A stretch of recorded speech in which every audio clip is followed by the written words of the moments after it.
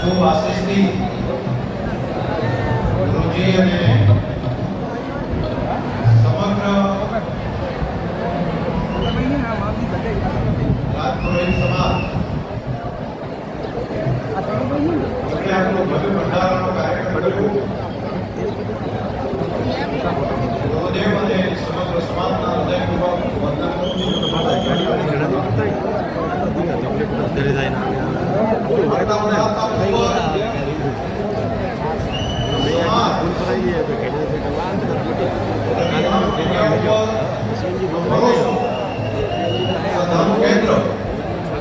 તેના કારણે જ આ શક્ય થયું છે. હું થોડા દિવસ પહેલા ગુરુજીની સાથે અહીંયા વંદન કરવા માટે આવ્યો હતો, દર્શન કરવા આવ્યો હતો. અને ત્યારે આ તૈયારીઓ જે ચાલતી હતી મેં જોઈ પ્રત્યક્ષ રીતે એક નદીના કિનારે વડદેવતાના સાક્ષીએ જે વન નિર્માણ કર્યું છે, વૃક્ષ પ્રત્યેનો પ્રેમ જે છે ગુરુજીનો અને આપ સૌનો એ પ્રત્યક્ષ રીતે નિહાળ્યું. અને આજે આ ભવ્ય ભંડારો હું જોઈ રહ્યો. મેં ઘણી વખત ગયો છું ધાર્મિક કાર્યક્રમોમાં, પરંતુ આજે જે આયોજન તમે કર્યું છે, બાકી મોટા આયોજન કરવા માટે કોઈ મોટા ઉદ્યોગપતિઓ હોય, કોઈ મોટી સંસ્થાઓ હોય કે બાકી કોઈ લોકો પોલિટિકલ પાર્ટીઓ મોટી હોય, એ અશક્ય નથી. એવું મોટું કામ ગુરુજીના આશીર્વાદથી આપ સૌએ કર્યું છે. આપ સૌને હૃદયથી ખૂબ ખૂબ અભિનંદન આપું છું, ધન્યવાદ પણ પાઠવું છું. નામ રહંતા ઠાકરા નાણા નહીં રહન, કીર્તિ કેરા કોટડા પાડ્યા નહીં. તો કીર્તિના કોટડા જે બન્યા છે, આ માત્ર એક બે વર્ષ નહીં, પરંતુ આ ભંડારાની વાત એ દશકો સુધી, સદીઓ સુધી આ પ્રશંસા એ રવિધામ જગ્યા અને સમગ્ર રાજપુરોહિત સમાજ, એ રાજસ્થાન હોય કે ગુજરાત હોય કે બીજા રાજ્યોમાં અલગ અલગ વ્યવસાય માટે ગયા હોય, એ બધાનું ગૌરવ વધે એવું કામ ગુરુજીના સાનિધ્યની અંદર આપ સૌએ કર્યું છે. આપ સૌને હૃદયથી ખૂબ ખૂબ અભિનંદન આપું છું. અમે રસ્તામાં માનીને ધારાસભ્ય શ્રી માવજીભાઈને અહીંયા આવતા હતા, એમણે આખી વાત કરી કે સમાજે ભેગા થઈને આટલો મોટો દાન અને આટલો મોટો ફાળો આપ્યો છે. તો માત્ર ફાળો નથી, આ તો તમારી એકતા બતાવે છે.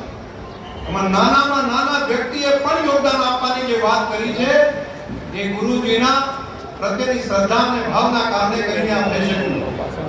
અને હું તો એ ખાસ કરીને ધાનેરા તાલુકામાં રહેતા રાજપુરોહિત સમાજ અને પુરોહિત સમાજની સાથે સાથે તમામ જ્ઞાતિ સમાજને મારે કહેવું છે કે આ ગુરુજીએ એક એવું કામ થોડા વર્ષ પહેલા મારી પાસે કરાવરાયું અને મારી પાસે એક સંકલ્પ કરાવ્યો. એમણે કહ્યું હતું કે શંકરભાઈ, બાકી તો બધું જીવનની અંદર ચાલ્યા કરશે, પરંતુ નર્મદાજીનું પાણી અહીંયા આવે અને સરોવરો ભરાય તો આખી આ ધરતી એની અંદર રહેવાવાળા તમામ જ્ઞાતિ સમાજના લોકોનું કલ્યાણ થશે. અને એ જ રવિધામની અંદરથી રહીને અમે સંકલ્પ અહીંયા આગળ ધરતી ઉપર કર્યો તો ગુરુ મહારાજને કહ્યું હતું, અમને બુદ્ધિ અને શક્તિ આપ, એ સામર્થ્ય અમને આપો કે જેથી કરીને પરમાત્માનો એ સામર્થ્ય મળે, આપના આશીર્વાદ મળે તો આ સંકલ્પને સાકાર કરી શકાય. અને જોગાનું જોગ એવું થયું કે વિધાનસભાના અધ્યક્ષ તરીકે મારી જવાબદારી રાજ્યના મુખ્યમંત્રીશ્રીને વિનંતી કરી અને રાજ્ય સરકારે ખૂબ મોટું પેકેજ આપણા વિસ્તારના નર્મદાના પાણીથી તળાવ ભરાય એ માટેનું અહીંયા પાસ કર્યું છે, મંજૂર કરાવ્યું છે. માન્ય માવજીભાઈ અને અમે બધા ત્યાં આગળ બેસીને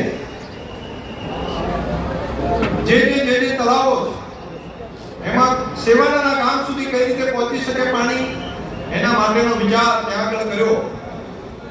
વસંતભાઈ પુરોહિત સાથે ભગવાનભાઈ અને બધાની સાથે રાખીને માવજીભાઈ એમની ટીમે એક ગામમાં કઈ રીતે પાણી પહોંચે એના માટેનું ખૂબ સરસ આયોજન ત્યાં આગળ કર્યું.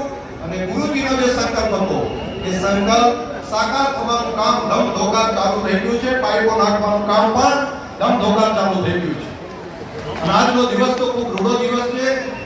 આજના દિવસે ગુરુ મહારાજના આશીર્વાદ પણ છે અને હું અહીંયા આગળ આવ્યો છું. મને ખૂબ હૃદયથી રાજીપો થયો છે. મને કહ્યું કે તમારે બીજું કંઈ નહીં, તમે અહીંયા આવવાનું છે.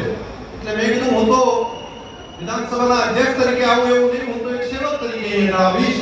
અને ગયા વખતે પણ આવ્યો હતો ત્યારે મને ગુરુજીએ કહ્યું કે કેમ બેસતો શંકરભાઈ? મેં કીધું સંતોના ચરણોમાં જોઈએ ને.